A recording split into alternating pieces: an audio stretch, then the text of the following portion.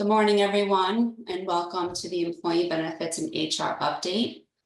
This is one of the sessions on the not-for-profit update. My name is Tanya Quigley. I'm a partner at Cerini Associates, and I'll be moderating this session.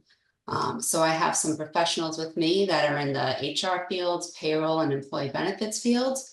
And so we'll do some rounds of introductions, and then we'll just dive into some questions.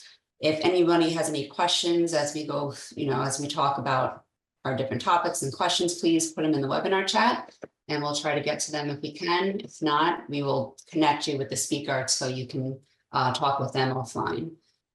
So first round, Jill, would you like to introduce yourself? Yes, thank you, Tanya, and thank you, Cerini Associates, for putting this conference together and for inviting me and all of us here. I am Jill Krumholtz, and I am co-owner and managing partner at Real HR Solutions. We are an HR consultancy, very high touch, working with nonprofits and for-profit organizations. Our services support leaders in an advisory role that we provide for them. We work with employees as an ongoing support for organizations that do not have HR services. And we provide supplemental and complementary services to organizations that have HR, but do not have the bandwidth or the knowledge and expertise to provide all the things that they need. So we really work with organizations to help align HR practices with the strategic goals of the organization. And so when they look at their business goals, their marketing goals, you should be also looking at your people strategy goals, and we are part of doing that with you and supporting you through it. So again, thank you for having me. Thanks, Jill. Ed? Good morning. Thank you, Tanya, and thank you, Cerini Associates, for your continued commitment to the nonprofit sector. My name is Ed Probst. I'm a founding partner at Vanguard Benefits. We are a 25-year-old employee benefits practice that work with nonprofits. We help them design benefit strategies that help them attract and retain talent. We do that by helping them design health insurance strategies. We work closely with them in helping them evaluate PEOs and whether that works for their organization, and alternative funding strategies like self-insurance and things of that nature that can help them drive down costs and increase the level of benefits. I come at this from a few different lenses of working with HR directors of organizations for many years, but also from the lens of working directly with employees for 25 years. So I think I can provide some guidance as to, not only what HR teams are what trends are helping HR teams design their benefit packages, but really what employees want, which I think is helpful to organizations. So glad to be here today. Thanks, Ed. Corey? Yes, thank you, Tanya, and thank you, Cerini Associates. I'm very excited to be here. I'm Corey D'Arco with Paylocity. I've been with the organization for just about 5.5 years. I've been in the sales and the leadership capacity here within the organization. Paylocity deals in HR and payroll cloud-based software. We work with a lot of nonprofits. Just a quick backstory on Paylocity. Our first client was a nonprofit in the New York space. So it's always a fun story to tell. But primarily, I work with C-suite individuals, directors, nonprofits, for-profits. And the idea here, as Ed had mentioned, is a lot of focus is attracting and retaining top talent and having that support system in an HCM provider that can really provide those tools to better the workforce, provide better insight, overall experience from the top down, from C-suite individuals all the way down to those new hires. So definitely excited to talk about that in detail today, and looking forward to it. So thank you. Thanks, Corey. All right, so the first topic we're going to go into is, in today's highly competitive market, finding and retaining talent. We know it's challenging across the board. So Jill, the first question is for you. How do an organization's values relate to wellness and mental health, along with their policies, programs, and practices, including diversity, equity, inclusion, and belonging? And how do they impact hiring, retention, engagement, and productivity? Sure, thank you. So again, pleased to be here. I think you're going to hear different perspectives from each of us, and hopefully there is consistency and story that will help you as you look at your HR practices and consider what opportunities you have. And in terms of opportunities, I think there are tremendous challenges, and Ken has alluded to a lot of them in his introduction this morning, but there are also great opportunities. And those opportunities come with an understanding of practices and best practices and the competition within your sector and what other organizations are doing. The reality is that there is tremendous pressure on leaders, all executive leaders, and specifically in the HR space, we're talking about people practices. And what employees are looking for, especially earlier career employees, are really looking for belonging to an organization, feeling that they can relate to the values of that organization. And specifically with nonprofits, they're really looking at the mission. And in fact, do they feel passionate about the mission? And also whether that mission is being reflected in the way they work with their employees. So all of that is very important. And again, in today's environment, employees and potential employees are looking for how organizations are dealing with well-being and mental health.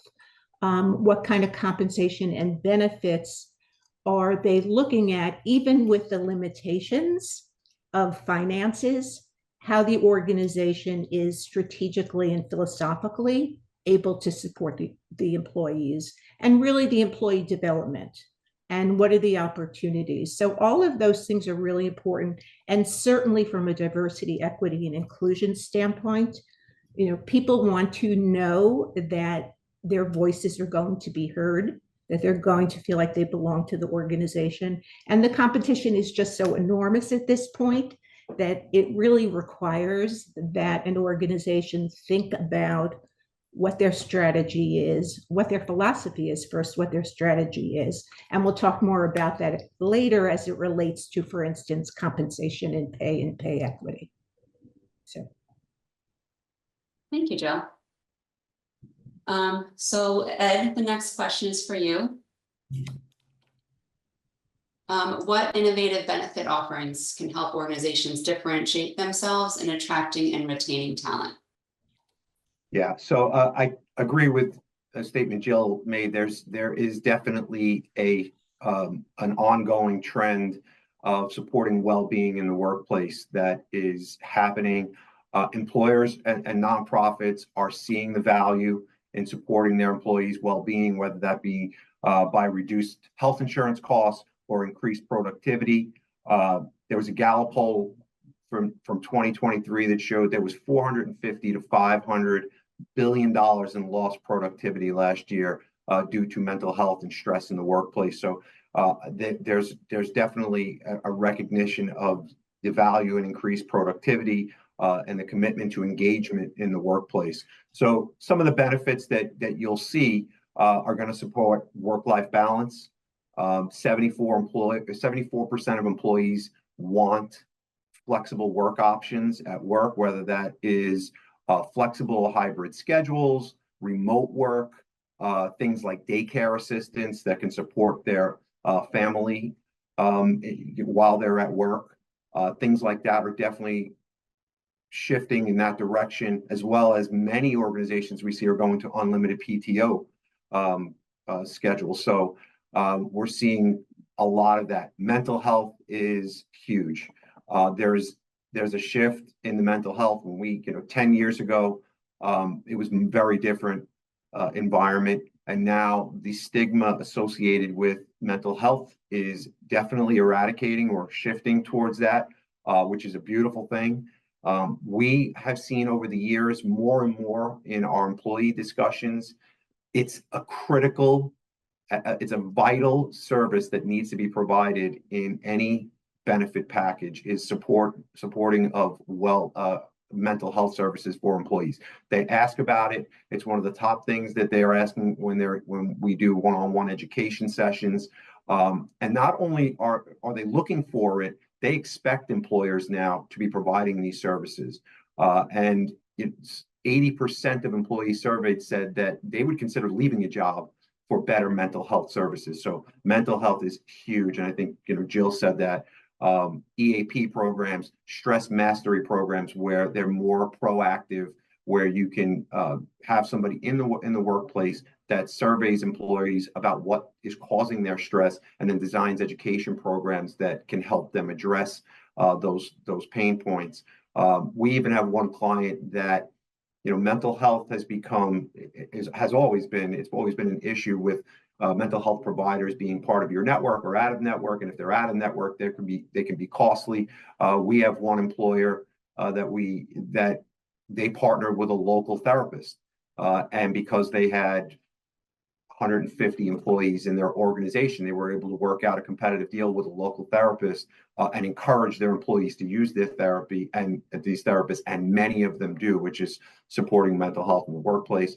Wellness, more and more employers are looking to invest more into their wellness programs. It's not just gym reimbursement programs anymore. It's much more than that. It could be, meditation apps, guided meditation in the workplace, yoga, cooking classes, things like that. One interesting wellness program that we've been initiating with our clients through a company called Utopia WellCare. The Affordable Care Act actually has language in it that provides preventive care for nutrition visits that I think a lot of people aren't even aware of. And when it's preventive, it's at no cost. So Utopia WellCare provides functional nutrition, and they can actually go into an employer and it costs nothing to the employer. And if they're with one of the insurance carriers that they're tied into, they can provide up to 6 nutritional and dietitian visits for employees throughout the year, every year, have them provide labs, and then design a nutrition plan based on that. So, that's something that we're seeing a lot of. And then, of course, financial wellness is part of this. Employees that are stressed are less financially stressed, are less productive at work. So things like student loan repayment programs, debt management programs, medical assistance programs, help with paying medical bills. You can either some of these programs that we're talking about don't have to cost an employer a lot or anything at all. They're local partners that you can part with. Look for a local bank. I know Jovia Bank is very popular locally, and they're doing a lot of financial wellness for employees, where they're on-site educating employees. So a lot of that can go a long way in creating an overall positive well-being in the workforce. Thank you, Ed. There's a lot of options out there. You just have to know where to find them and how to best resource it for the organization. Corey, the next question's for you. Why are employee surveys and performance reviews crucial for retention, and what metrics should be tracked and leveraged to successfully retain talent? Yeah, absolutely happy to answer this. And this will really be in 3 parts. But before I really get into detail specifically surrounding the surveys and the performance reviews, I really want everyone on this webinar to kind of see where we've evolved from. So if you look back, call it 10, 15, 20 years, the workforce was completely different. If you look at the hiring process, the vetting process, these candidates, you see that there's candidate versus candidate that are trying to join this one specific organization. And that's just the way it went. It was based on, education, their skill set, what they can bring, extracurriculars, things of that nature, that were kind of really siloed to what was just specifically on someone's resume. But, post-COVID, going, in response, things have really changed. And we talk so much about attracting and retaining top talent, and that's really exactly what it is. And essentially, it's a war on talent. These organizations, these nonprofits now, whereas these candidates were vying for that opportunity to join these great organizations, it's now these organizations are fighting for this top talent. What can we do outside the norm, outside of our offerings, whether it's related to compensation, tying back to Ed and, some some of the additional benefits that we can add to kind of really separate ourselves from those other nonprofits or those other organizations in our space. So there's a lot of things that need to be put into place, and that's really just the dynamic of where we're sitting in now. What I will say is, this whole panel, this was not rehearsed, but you'll see that we continue to tie back into each other constantly throughout these questions. And one thing that I really noted was from Jill. Jill had mentioned, the continuous employee development, the competition that's out there. Ed talked about, mental health and what organizations can offer beyond just, hey, this is your salary, these are the initial benefit offerings. But tying it back to some key specific areas. In speaking on surveys, I would say from my perspective, from the relationships that I've built, the prospects and clients and the nonprofits, the organizations I've worked with, surveys has been increasingly becoming a real hot topic of conversation in recent years, because this wasn't being done in the past, where, we have 30, 60, 90-day pulse surveys that are automatically pushed out to those new hires to say, hey, like, what's your experience? How have you seen your first 30 days transitioning into the 60, 90, enjoying that culture within the organization, getting to know your teammates, getting to know your surroundings, and understanding, tying it back to the mission of the overall organization, the reason why you joined us in the first place. But with these surveys, organizations are gaining direct insights directly from their workforce to really elevate that engagement.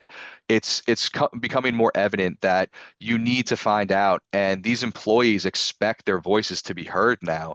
I'll get into it a little bit later, but we're talking about these generational gaps and catering towards the new workforce. But ultimately, survey tools can really help drive culture and allows employees' voices to be heard. Just as a prime example, so that 30-day pulse survey. Hey, how has it been with, working directly with your manager, understanding the company culture and really getting their perspective on it to better, the next new hire. Maybe we can make these adjustments. We can get them a bit more acclimated sooner rather than, going through the motions, doing the trainings, things of that nature, constantly putting out those surveys.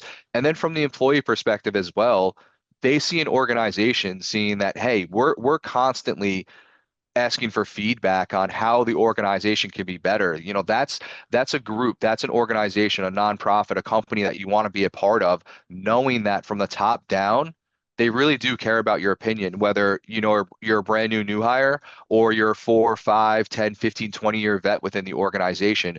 We're continuously growing our organization, and ultimately we want to get that feedback from what really drives our companies, our organizations, and it's our people.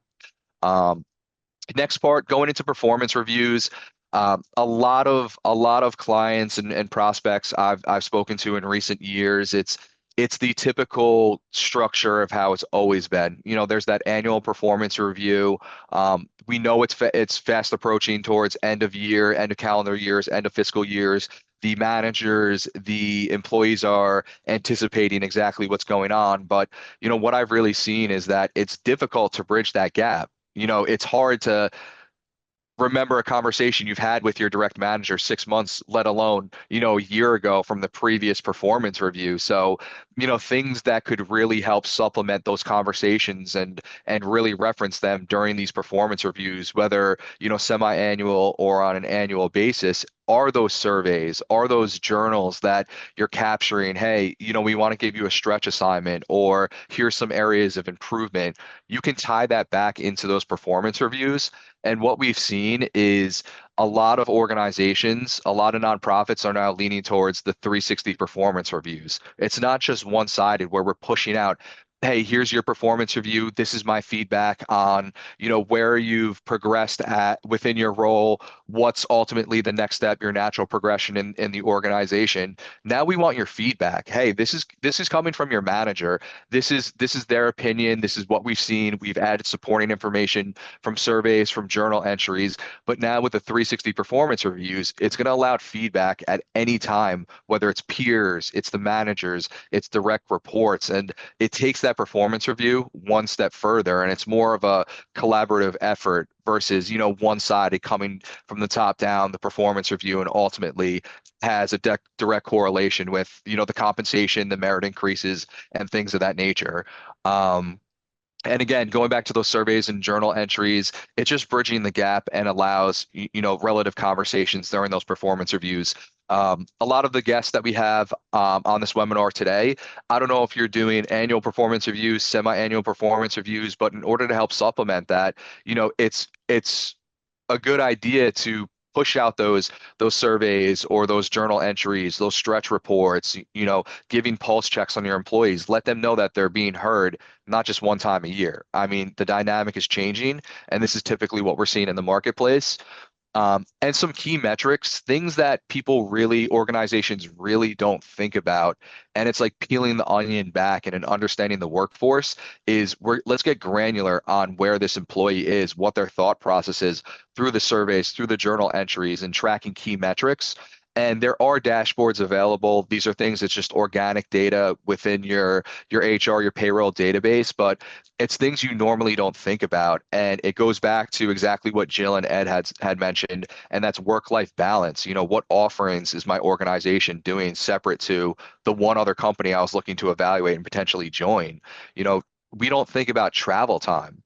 If there's a particular employee that it takes, if you're located on Long Island or you're in Manhattan, you're sitting on the LIE for 2.5 hours, even before you start your day, that has a toll on mental health and the overall view of, hey, this is my job, these are my tasks, but it's still taking me 3 hours to get there. And now I need to jump into a full workday.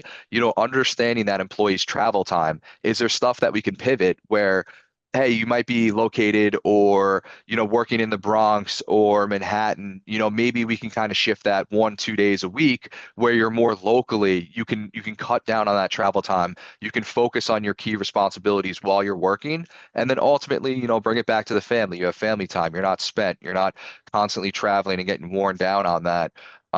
Tracking compensation, market pay, understanding if you're holding this one particular position within this organization, but then you look at the entire landscape, am I 10, 15% below market value in the same position that I'm doing? Having organizations know those key metrics, you can have that proactive versus reactive conversation like, hey, I can't lose Tanya. Tanya's been with my organization for 15 years. She's a key contributor. But now I have an understanding that, from a compensation standpoint, she's 15% below market value of the same position that's out there. I can't afford Tanya to go out there and evaluate. Let me at least have this proactive conversation, talk about compensation and tracking those key metrics. And Ed hit the nail on the head when you talked about, remote work opportunities. It's 2024. There's different generational gaps and expectations. There's candidates that will look at a position and say, hey, oh, a 5-day work week versus a hybrid schedule. Which one do I want to now lean towards? And having those metrics and those understandings of, what's really behind that. And then ultimately just, having this data, having these key metrics to prepare for the future. And I'll get into it in a little bit, but, talking about the tenure and generational trends and understanding that, hey, if we have a lot of Gen X that are slowly, moving towards retirement, do we now have the workforce aligned to support when those people ultimately, leave the organization? Are we prepped up? Are we ready to go? Do we have the next person in line to take over those added responsibilities? It's a lot of focus on, and I can go on key metrics and how to track this stuff, but some key areas to think about and in support, those surveys, performance reviews, it's all going to tie back to the employee engagement, the experience, and ultimately attracting and retaining that top talent by having these tools in place. Thank you, Corey. Yeah, going back onto the employee feedback, the instant employee feedback is very beneficial. Just once they complete a task or a certain project, given that instant feedback is something that can carry on to the next, project that they have to work on. So that's great. Okay. So the next question is for Jill as it relates to retention, and there's a question in the chat for retention as well. So we'll go to Jill's question first, and then we can dive into the webinar chat question. So for Jill, what role do pay transparency and pay equity play in hiring and retention? So I'm sorry, that's one part of the question. And the other part is, why is developing a pay philosophy important, and what are the benefits and challenges of transparency? Sure. So piggybacking on what Corey was saying, the employees want to be heard. They want their voices to be heard. At the same time, the onus is on the organization to be more transparent. And so I think what we've been hearing all morning is transparency in terms of the communication from the organization is incredibly important and critical to employees.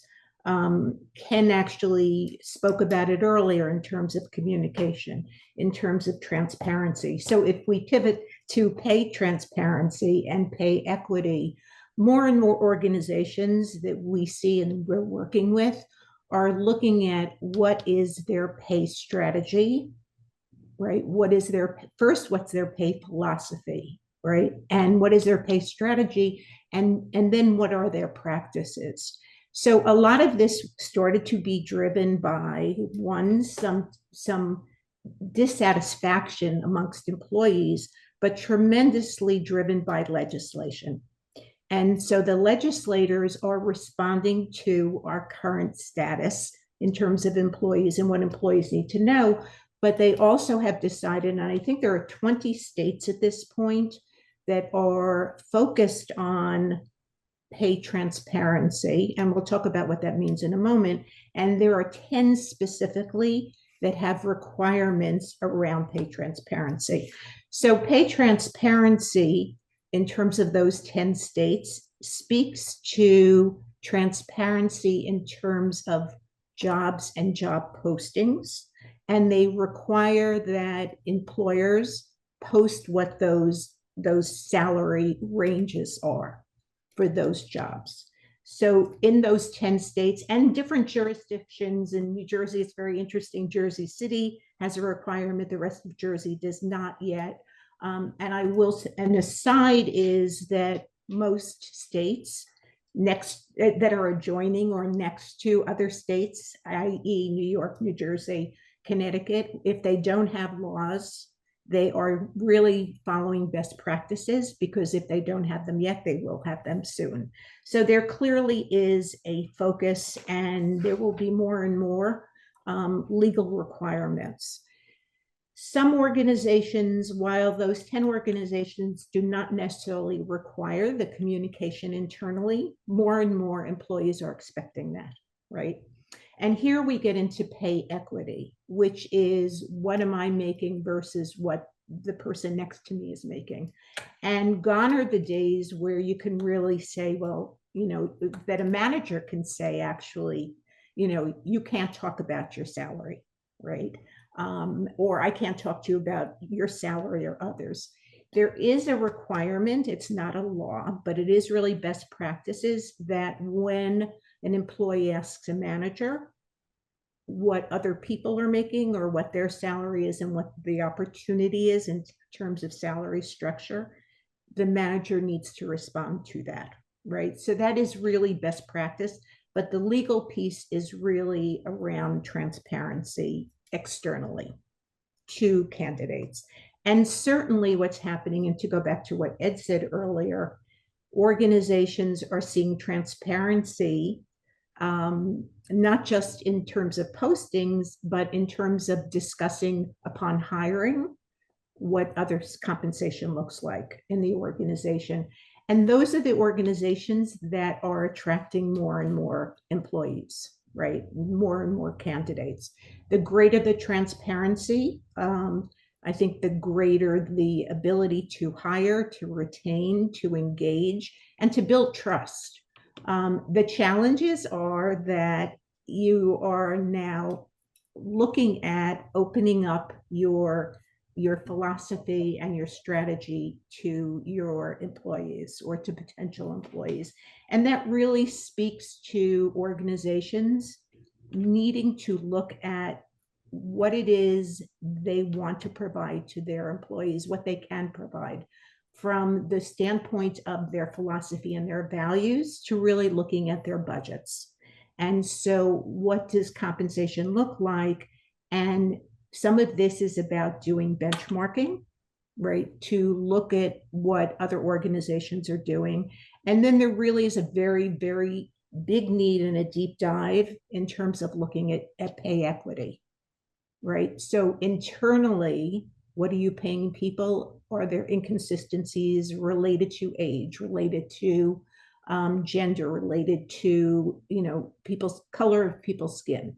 And what are the things that an organization is going to do? So it really is a challenge, and it's a tough look at what you're doing internally, but it's clearly important. And you're going to attract people, and it really does reflect your values, right? And your caring of individuals to be able to provide this information. So I think this is here to stay. It's going to become more transparent. Your philosophy is going to be important in terms of being able to articulate. Employees want communication, they want transparency, they want directness. And so that really is the way that it will continue to go. More and more states will adhere to this, and more employees are going to be able to go to one employer because there's greater transparency than at another. Thanks, Jill. So just one of the questions in the chat, and I don't know how deep we can go into this, but what low cost or no cost creative benefits are good tools for recruitment and retention? Okay. Not sure if we're addressing that later, but in terms of, and I think this goes back to some things that Ed can speak to, but certainly in terms of no cost benefits, some of it goes back to culture, right? Like, so what is the culture that you are providing? And that is a benefit. What's the value, right, to the employee?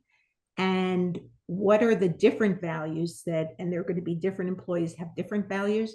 So what is the value proposition of your organization? And then it really is looking at, again, to Ed's point, do you have a hybrid situation? Are you remote? What do you do for employees that are direct program and service delivery employees? And how do you provide them with some of the benefits? And we're not necessarily talking health and welfare, right? We're not talking about traditional benefits. What is the PTO? What are the comp days? What are you doing in terms of development of your people? Those are all benefits, right? And it really behooves organizations to put themselves out there and market those things, right? So why should I be in this? Why should I take this job versus another job? And it really is, it's a broader view of what benefits is, right? It's not just health and welfare or retirement or ancillary. It is your PTO, it's their flexibility, it's your childcare, perspective. It's wellness programs. Those are all benefits. And there are, just going back to low cost wellness programs, we recently did a wonderful event that had to do with mental health in the workplace.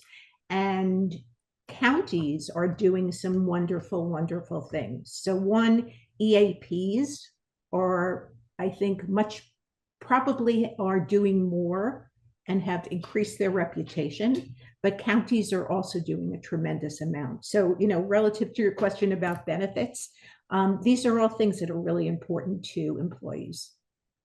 Thank you. All right, this next question is for Corey and Jill. So research shows that organizations with strong onboarding processes improve new hire retention by 82%. Only 12% of employees feel their companies do a good job with onboarding. So what can be done to make the onboarding process more effective for new hires? Jill, do you want to kick this off, or do you want me to jump in on this? Up to you. Go ahead. Okay. Thank you, Jill. So the one thing I would say here is the biggest thing is just automation. When again, going back to, the workforce and just, who's entering in the workforce, what the expectations are, it's all about automation. And, I don't need a show of hands here, but, typically what I run into is a lot of organizations are still utilizing paper onboarding, and you have to look at it from the perspective of the new hire. they're going into HR's office, first date of hire. They're filling out a stack of papers. They're bringing in their license, their passport, the I-9 verification, going through, the W-4, collecting direct deposit information, and that's, to be honest, that's still the norm, but taking it a step further, helping out with that automation and creating an electronic onboarding system where we can fully automate the I-9 verification, collecting that information. The onboarding should be the easiest part, and it's essentially the first interaction they have within the organization. The alternative is through the electronic onboarding. Organizations now have the opportunity to collect and automate all that information. It flows directly into the employee profile. And most importantly, day one, you want that employee to experience, company culture. You want them to see who their team is, who their manager is. You want them to really enjoy and take in the entire environment of the organization, not spending, 3 hours constantly going through paperwork, having HR, chase them down for something that was incorrect or something that was missing. It's all about experience and that initial thought process when they step foot, that first day. It's daunting for a new hire to go into a brand new organization and not really know what to expect and just want to enjoy that culture and connection. So I think it's just so important to talk about that automation. And when employees have the ability to go on, whether mobile, whether desktop, run through the onboarding, collect, shirt sizes, direct deposit information, things of that nature, it leads to such a better initial interaction and experience for that new hire, and ultimately helping with attracting and retaining talent. And to piggyback on that, I'm going to look at onboarding in a little broader sense. And I often talk about, and we often talk about onboarding and assimilation, right? So the onboarding process certainly is hopefully the electronic documentation and gathering information, and certainly the degree to which there's a smooth process, right? And an electronic process is really important. From an HR standpoint, as an HR generalist, as an HR director, as a consultant, really what we also look at in terms of onboarding is not only how did you attract that person to your organization, and that is part of the onboarding, by the way, right? So it is, what was their introduction to your organization? And then once that hire is made, what is that process? And who is following up with them? And what is the connectedness? And perhaps there is a month or 6 weeks before that person's coming in. How are you onboarding them before they even start? And then it's the paperwork. And then it's really, the onus is on, one, the new employee, but really on the employer to develop programs that are going to help assimilate. And that can be mentoring programs. It can be working across generations and have someone who has been there for quite a while or is quite senior, partnering with someone who has just come in. I think it's also looking at who you've hired over the last several months or the last year and getting their feedback in terms of how do you create a better experience. Or it may be the people who have been there a long time, and and you're asking them as you're creating an onboarding program, what are the things that you're seeing with the folks that are coming in, early generation, younger generation? What are they asking for? What are they frustrated with? What could we have done differently to onboard them? So I think onboarding is really a very kind of really broad, holistic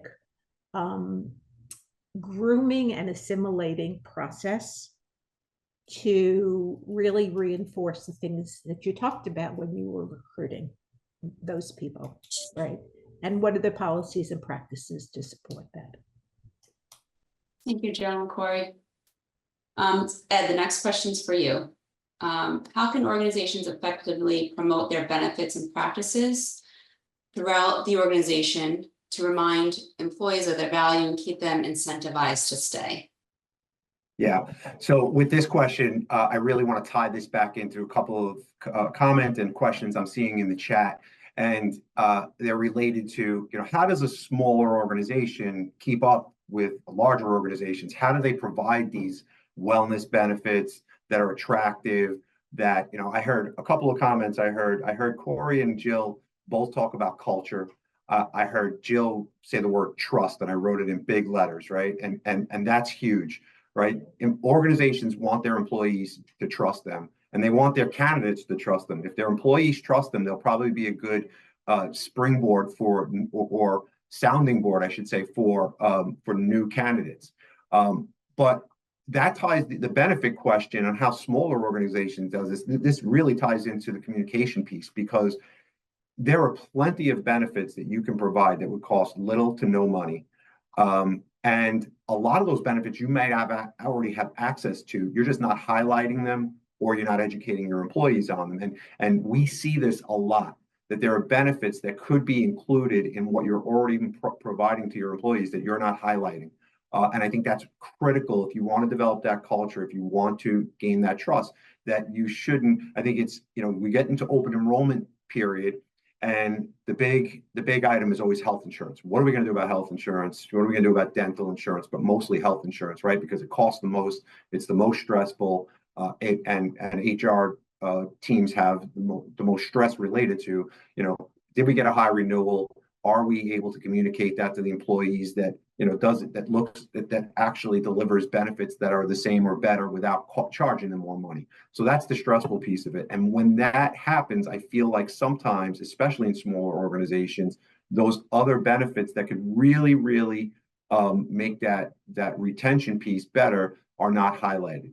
So within your, Jill mentioned EAP, I think I mentioned it earlier too, within your health insurance, within your dental insurance, or if you're offering long-term disability and short-term disability, you may have an EAP program already built into that. And if you're not educating your employees on it, you're already paying for it, because if you're a smaller organization, it's built into your rates. So you're not highlighting it. Are you highlighting the virtual mental health and telehealth programs that carriers, in almost all carriers, are providing these services now, because they recognize the value of mental health and the impact it has on insurance claims? Are you putting that out? Are you talking about the gym memberships? Or many carriers right now offer rewards program for biometric screenings, health risk assessments, and things of that nature. Are you talking about this? Are you putting it into your communication piece? Because you can use what's already being provided to bolster your wellness program. The other part of that is, we talked about, I mentioned the partner we have that's providing dietitian and nutrition visits at no cost. And, you know, that could be something that you could provide that looks really strong and makes an impact. I mean, if you know, we have examples where this particular company has met with employees and have reversed diabetic situations where they were trending towards dialysis, and now they're going back to, you know, normal glucose levels. So things like that can really make an impact on employees' health. And then you have to look at the partners that you work with, whether it be your broker partners, your banking partners, your accounting partners, whoever it might be, because there may be plenty of resources that they can provide at little to no cost. For, you know, I mentioned earlier about the mental health provider. You know, that was a very, I thought, creative solution to bring into the workplace. And that's what you have to do. I think you need to be creative in these situations, think a little bit out of the box. They brought in a mental health provider, announced it to the team that this mental health provider was going to charge something similar to what a normal copay would be if they used that provider. And that was a very well received benefit, so much so that when we were working on their benefits, the employer decided to start a health reimbursement arrangement. And again, this goes into cost, so maybe this is not something that's all for everyone, but they actually provided a health reimbursement arrangement that subsidized part of those mental health benefits. I was just giving a talk at an HR conference for CP State, and one of the things that was brought to we were talking about this very subject, and one of the things that was brought to my attention by an HR director is they partnered with a local mechanic, because they had employees that were driving to work, they had older cars, and there were a lot of breakdowns, and it was stressful to them. And they partnered with a local mechanic to get discount services on routine maintenance of vehicles, which I thought was, and for this situation, they actually provided some of it at no cost. But I thought that was ingenious. That was very, creative, and these are things that smaller organizations can do. You can talk to your banks and your partners and your insurance brokers, and have them create these things that will really, really look and be well received by your employees. But then, just from a nuts and bolts standpoint, from an education standpoint, how are you going to get this message out? You want to do it early and often. It's no secret. The more you educate employees, the more they engage with their benefits, and the more they feel have a positive feeling about their benefits. So you want to use multiple channels. I mean, the beauty of this is communication has never been greater, right? So we have more communication tools than we can ever imagine. But you want to use them all. You want to email them about their benefits, in company intranet if you have it, text communications, talk to your partners about creating marketing videos that won't cost you a lot of money, if anything, that can highlight your benefits. We record just like we're doing right now, all of our open enrollment sessions, so that the employees that don't show up get those delivered to them by email, and they can review that. Workshops and lunch and learns are important, and you can bring your partners in to do that at no cost. Benefit fairs are very popular. You can bring in all your benefit partners and have them come in on one day and educate on the benefits, and have contests and rewards associated with it, benefit statements, surveys. Lastly, I'll just say one-on-one education is critical. One of the things that we've been doing for many, many years is one-on-one education for our clients' employees. So have somebody that can speak with them one-on-one and educate them. If they understand their benefits, especially the financial benefits that are associated, they'll take part in more of them, and that will support financial wellness and overall wellness. And lastly, voluntary benefits don't cost the organization anything. If they're payroll deduction items, they're very popular with employees. They can be anything from Aflac to pet insurance, and things like that employees love and won't cost an organization anything. Thank you, Ed. A lot of helpful information here. If I can make one comment, what Ed said reminded me, we were working with a client that thought they did not have a high rate of activity with their employee benefits. And so they decided they wanted to go out and shop the market for other benefits and health benefits. And as we explored, what we realized was, and this is why surveys are important, how are you using your benefits? How much are you understanding your benefits? And what we found with this organization, employees did not understand it. It was overwhelming. They felt threatened by it. They didn't understand it at all, and they weren't utilizing it. And so it just goes back to the importance of the communication. And in fact, when it was recommunicated, what they found was that those employees, and really it was a very, very robust employee package, they just did not understand it, and they were threatened by it. They were just overwhelmed by it. They didn't know how to use it. So I think that's an important piece in terms of communication. There's no such thing as too much communication. We have to end the webinar. It's after our time. So I just want to thank you, Jill, Ed, Corey, so much. Appreciate everything. So thank you. Everyone, enjoy the rest of your day. All right. Thank you, everyone. Certainly our pleasure. Thank you, everyone. Have a great day. Have a great day.